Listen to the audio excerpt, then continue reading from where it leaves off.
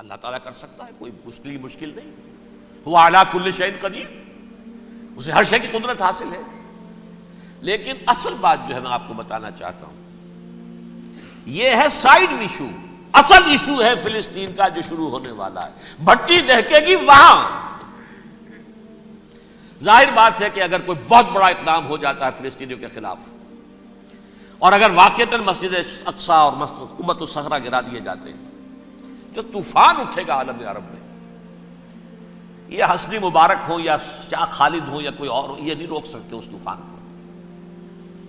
نوجوان خون اٹھے گا، غیرت اور جو بھی حمیت ہے. مسلمان ان پڑھ سے ان پڑھ اور بالکل بے دین، وہ بھی مسجد کی حرمت پر کٹ مرنے کو تیار ہو جاتا ہے.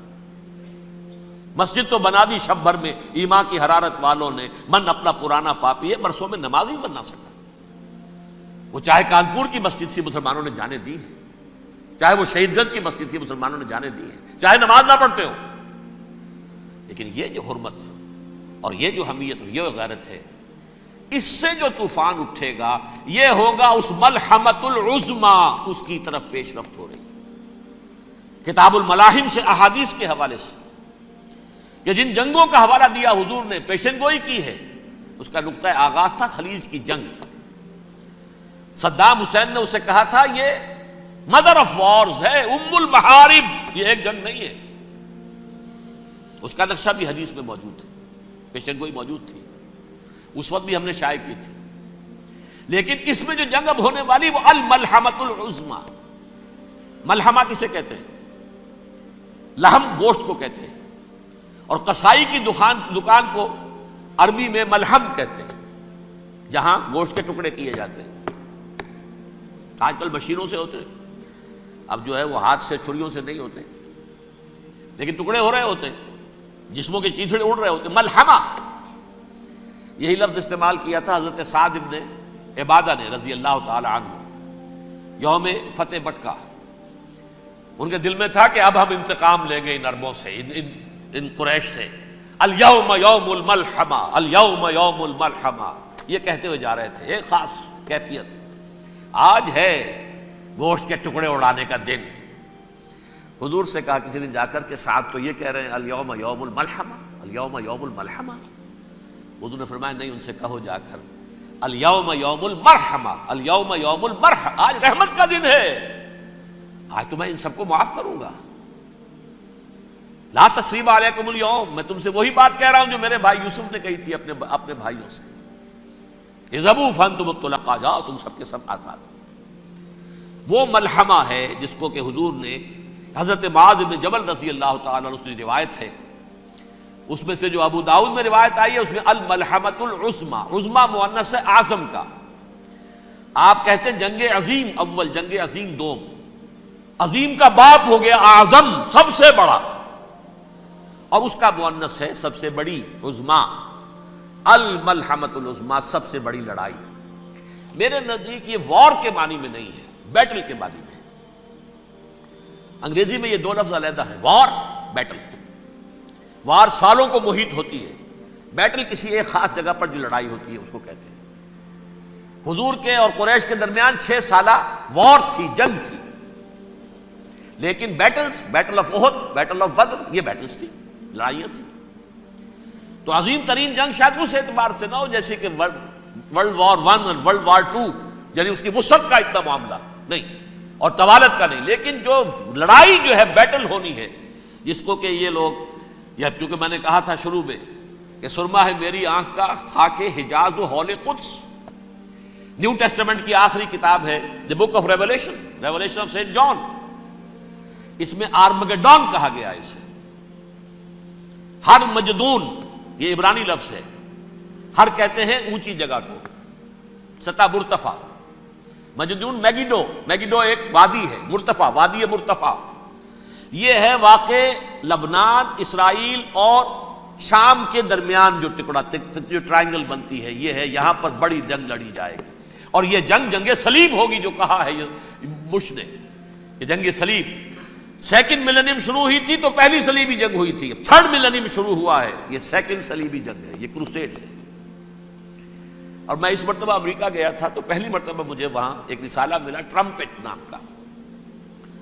یہ امریکہ کے جو بہت ایکسٹریمسٹ قسم کے پروٹیسٹنٹس ہیں، یہ ان کا رسالہ ہے، اور ان کے بارے میں اب کہا جا رہا ہے وہ کرسچین زائنسٹ ہیں. آپ شاید پہلی مرتبہ یہ لفظ سن رہے ہوں.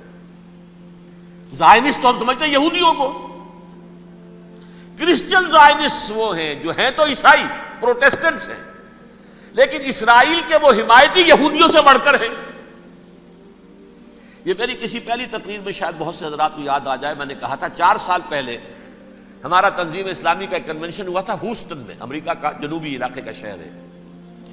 ایک سیشن اس میں ہم نے رکھا تھا انٹرفیتھ، ایک عیسائی کو بلایا تھا، ایک یہودی بہت بڑا وہاں کا عالم ہے اس کو بلایا تھا. اس یہودی عالم نے ڈاکٹر وشوگراڈ، جو وہاں کی یونیورسٹی میں پروفیسر ایمیریٹس ہے، اس نے کہا تھا کہ یہ اسرائیل کو تو سپورٹ کر رہے ہیں عیسائی، ہم تو نہیں کر رہے. جو پریکٹسنگ یہودی ہیں وہ زیادہ اسرائیل کے حق میں نہیں تھے، یہ تو سن 67 کے بعد انہوں نے اسرائیل کو تسلیم کیا ہے. وہ تو منتظر تھے کہ ہمارا مسیحا آئے گا تو اس کی قیادت میں جنگ کریں گے، جیسے شیعہ منتظر تھے کہ مہدی موعود آئیں گے تو پھر ہم کچھ کریں گے. وہ امام خمینی نے کہا بھائی جب وہ آئیں گے آ جائیں گے، لیکن ہم کچھ راستہ کے لیے. زائنسٹ نے آگے بڑھ کر ریاست قائم کر لی، اور جب یروشلم پر بھی پورا قبضہ کر لیا تب جو ہے در حقیقت مذہبی یہودی جو ہے پھر انہوں نے اپنایا ہے، اون کیا ہے، اور نئے سیٹلمنٹس جو بھی بنے ہیں وہاں پر اسرائیل میں اس میں اکثر و بیشتر مذہبی یہودی آیا، اور بروکلن کے علاقے سے سب سے بڑھ کر آئے ہیں، جو امریکہ میں نیو یارک کا ایک جنوبی علاقہ ہے، بہت بڑا یہودیوں کا بہت بڑا گڑھ ہے.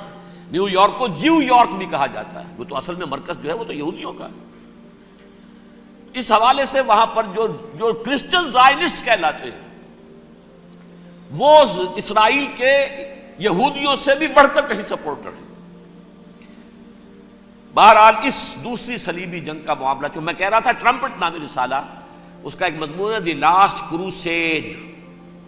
اب یہ آخری کروسیڈ ہے جو شروع ہونے والا ہے. میں تو حیران ہوں کس قدر کھل کے وہ باتیں کرتے ہیں. رومن کیتھولکس کو وہ کہتے ہیں کہ یہ شیطان ہے، یہ پوپ شیطان ہے، یہ یورپ کو اس نے جمع کیا ہے کرسچینٹی کی بنیاد پر، اور اس میں زیادہ تر کیتھولکس ہیں. آپ کو معلوم ہے برطانیہ بڑی مشکل سے شامل ہوا ان کے ساتھ، اس لیے کہ وہ پروٹیسٹنٹس کا سردار تھا، ابھی پوری طرح نہیں ہے. یورپ جو ہے وہ رومن امپائر دوبارہ یہ کھڑی کر رہا ہے، اور در حقیقت یہ جو ہے یہودیوں سے بھی چھیننا چاہتے ہیں اسرائیل کو اور فلسطین کو، اور مسلمانوں سے بھی، اور یہ وہی کروسیڈ جو تھے اربن ثانی کے اس کی تیاری کر رہے ہیں تاکہ وہاں پر عیسائی حکومت قائم ہو جائے، کیتھولکس کی، پوپ کی حکومت قائم ہو جائے، جیسے ایسٹ تیمور میں کر دی ہے. ایسٹ تیمور میں کون سی حکومت بنی ہے؟ Roman Catholic. رومن کیتھولک اسرائیل میں بنے تاکہ یہ سارے مقامات مقدسہ جہاں اسرائیل پیدا ہوئے، حضرت مسیح پیدا ہوئے، بیت الحم کہاں ہے؟ وہی ہے کہ نہیں؟ جہاں سے ریزریکشن ہوا ان کے خیال میں وہ کہاں ہے؟ وہیں پر ہے کہ نہیں؟ بڑے بڑے گرجے ان کے وہی ہیں. تو اس اعتبار سے ان کا کہنا یہ ہے یہ لاسٹ کروسیڈ کی تیاری ہو رہی ہے، یہ کیفور. اور ان کا کہنا یہ ہے کہ یہ پوری طاقت نیٹو کی جو ہے، یہ پہلے جرمنی سے لائی گئی بوسنیا، انہوں نے خود وہاں جنگ کروائی، انہوں نے خود وہاں پر ایتھنک کلینسنگ کروائی، پھر خود مصالحت کے لیے آ گئے، پھر کوسوو میں انہوں نے خود آگ بھڑکائی. یہ میں نہیں کہہ رہا، یہ وہ ٹرمپٹ رسالہ امریکہ سے چھپنے والا پروٹیسٹنٹس کا رسالہ ہے جو یہ کہہ رہا ہے. پھر انہوں نے کوسوو کے اندر کروایا، اور پھر وہ وہاں پر پیس فورس کی حیثیت سے آ گئے. اب وہ میسیڈونیا میں کروا رہے ہیں اور وہاں داخل ہو گئے ہیں. اگلا قدم ان کا سائپرس ہوگا، سائپرس میں ترکوں کو اور وہ گریکس کو لڑائیں گے اور وہاں آ جائیں گے، وہاں سے ایک چھلانگ لگائیں گے اور یہ فلسطین میں پہنچیں گے، اور یہ وہاں پر ایک رومن امپائر، اپنی پرانی رومن امپائر کی طرح کی رومن کیتھولک ریاست قائم کرنا چاہتے ہیں. تو وہاں امریکہ کے عیسائیوں میں بھی کوئی ایک طبقہ نہیں ہے، کیتھولکس بھی ہے، کیتھولکس زیادہ نہیں ہے ہمدرد، لیکن اب تابع ہو چکے ہیں. اسحاق ریبین نے جب یہ پیس ٹاک شروع ہوئی تھی، آپ کو یاد ہوگا شاید کہ جب وہ آیا تھا واشنگٹن سے واپس فلسطین اسرائیل، تو پہلے روم میں رکا for an audience with the Pope, اور پوپ کو اس نے ایک مرتبان سا پیش کیا تھا، حضرت سلیمان علیہ السلام کے زمانے کا مرتبان، اور کہا تھا دیکھیے 3000 برس تک ہم نے اس کی حفاظت کی ہے، اب یہ میں آپ کے حوالے کر رہا ہوں. اس کے بعد سے پوپ جو ہے بالکل رام ہو گیا، اور وہ عیسائیوں کے ساتھ اور یہودیوں کے ساتھ ان کا پورا معاہدہ ہو۔ اب پورا عیسائی ورلڈ جو ہے بعثت مجموعی یہودیوں کے شکنجے میں ہے۔ البتہ ان کے اندر بھی جھگڑے ہیں، جو وہاں پر وائٹ کرسچن ملیشیاز ہیں وہ ایکسٹریمسٹ ہیں کیتھولکس، ان کے نزدیک دشمن نمبر 1 یہودی، دشمن نمبر 2 مسلمان، دشمن نمبر 3 جو یورپ میں کالے ہیں، ایفرو امریکن، چاہے وہ عیسائی ہو گئے ہوں، کوئی بھی ہو، یہ 3 دشمن ہیں جن سے انہوں نے کلینز کرنا ہے، صاف کرنا ہے ان کے خیال کے مطابق امریکہ کی سوسائٹی کو۔ اولا یہود، پھر مسلمان، اور پھر یہ جو کالے ہیں۔ لیکن دوسری طرف پروٹیسٹنٹس کے اندر ایکسٹریمسٹ وہ ہیں جنہیں کہا جا رہا ہے یہ کرسچین زائنسٹ ہیں، یہ اسرائیل کے، اسرائیل سے بڑھ کر سپورٹرز ہیں۔ بہرحال یہ اب جنگ ہوگی، اس کا نتیجہ کیا نکلے گا یہ تو اللہ ہی جانتا ہے۔ اب میں آخری بات کی طرف آ رہا ہوں۔ آخری نتیجہ تو جو بھی کچھ اپس اینڈ ڈاؤنز آئیں گے، تلک الایام نداولھا بین الناس، آخری نتیجہ ڈراپ سین وہ یہ ہوگا کہ اللہ کے دین کا بول بالا ہوگا، اور پوری دنیا پر محمد کے لائے ہوئے دین صلی اللہ علیہ وسلم کی حکومت قائم ہوگی۔ وہ گویا قیامت کی تمہید ہوگی، اس کے بعد بس قیامت آئے گی، کیونکہ مقصد کائنات، تخلیق کائنات پورا ہو جائے گا۔ پوری مخلوقات کے اندر مقصد تخلیق، کلائمیکس آف کریشن محمد الرسول اللہ صلی اللہ علیہ وسلم، دین کی تکمیل محمد الرسول اللہ صلی اللہ علیہ وسلم۔ اور اس خلافت عرضی کے لیے جو حضرت آدم کو خلافت دی گئی تھی، جب اس میں وہ خلافت پوری دنیا پر قائم ہو جائے گی، اس کا مقصد پورا ہو جائے گا۔ And that will be the beginning of the end۔ اس کے بعد قیامت ہے۔ آخری نتیجہ تو یہ نکلنا ہے۔ اس سے پہلے سزائیں ہمیں بھی مل رہی ہیں، اور یہاں میں کانٹے کی بات جو چھوڑ گیا تھا اس وقت بیان کر دوں۔ اللہ نے اس مغضوب علیہم قوم کو، اس ملعون قوم کو کیوں اب تک چھوٹ دیے رکھی؟ میں بتا چکا ہوں یہ بڑے عذاب کے مستحق ہو چکے تھے حضرت عیسیٰ علیہ السلام کے زمانے میں، چھوٹ دی ہے ابھی تک ہے، بلکہ ایک مرتبہ ابھارا ہے، 1900 برس کے بعد ابھرے ہیں یہ۔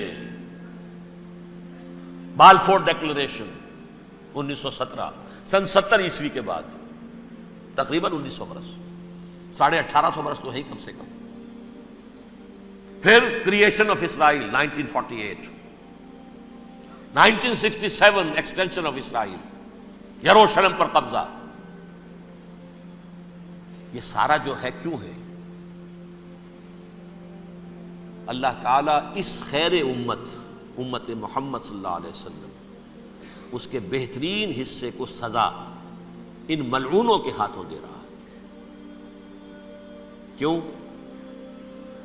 جو جرم انہوں نے کیا تھا وہی ہم نے کیا۔ انہوں نے اللہ کی کتاب کو پیٹھ کے پیچھے پھینکا، نبذ فریق من الذین اوتوا الکتاب کتاب اللہ وراء ظہورہم، ہم نے اپنی پیٹھوں کے پیچھے پھینکا کہ نہیں؟ کولونیل رول سے آزاد ہوئے، کہیں اسلامی قانون نافذ کیا، کہیں اسلامی نظام قائم کیا؟ تو جو جرم ان کا تھا وہی ہمارا ہے، اور ہم خیر امت ہیں، اور ہمارے میں سے خیر ترین عرب ہیں، ان پر اللہ کا فضل، ان کی مادری زبان میں اللہ کی کتاب موجود ہے۔ پھر انہوں نے اللہ کے دین کو پیٹھ دکھائی۔ جو ملک آزاد ہوا کولونیل رول سے، یا اس نے قبلہ کر لیا اپنا ماسکو کی طرف، یا کر لیا واشنگٹن کی طرف، کسی نے مکے کو قبلہ بنایا، یہ بدترین سزا ہے۔ ویل للعرب من شر قد اقترب۔ اور ترمذی شریف میں تو یہاں تک روایت ہے، من اقتراب الساعۃ ہلاک العرب، قیامت کے قرب کی ایک نشانی یہ بھی ہوگی کہ عرب ہلاک ہو جائیں گے۔ ایک حدیث میں الفاظ آتے ہیں کہ حضور نے جب کہا یہ ہوگا یہ ہوگا یہ ہوگا، یہ بربادی آئے گی، تو کسی زوجہ محترمہ نام میں بھول رہا ہوں، انہوں نے پوچھا کہ عرب اس دن کہاں ہوں گے؟ فرمایا العرب یومئذ قلیل، بہت کم۔ آخری خاتمہ ہونا ہے یہود کا حضرت مسیح علیہ السلام کے ہاتھوں.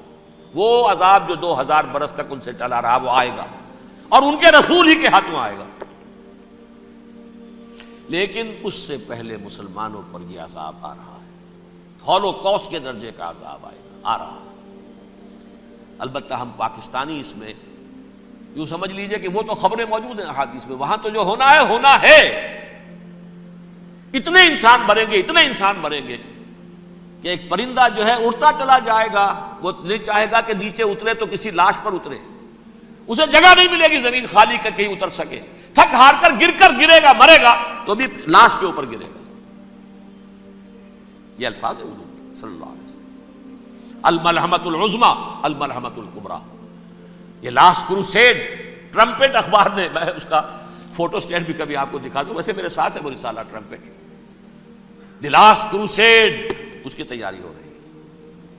وہ الملحمۃ العظمیٰ اور ملحمۃ الکبریٰ جو ہے وہ آنے والی ہے. ابن ماجہ میں کبریٰ کہا ہے، اکبر کا مؤنث کبریٰ.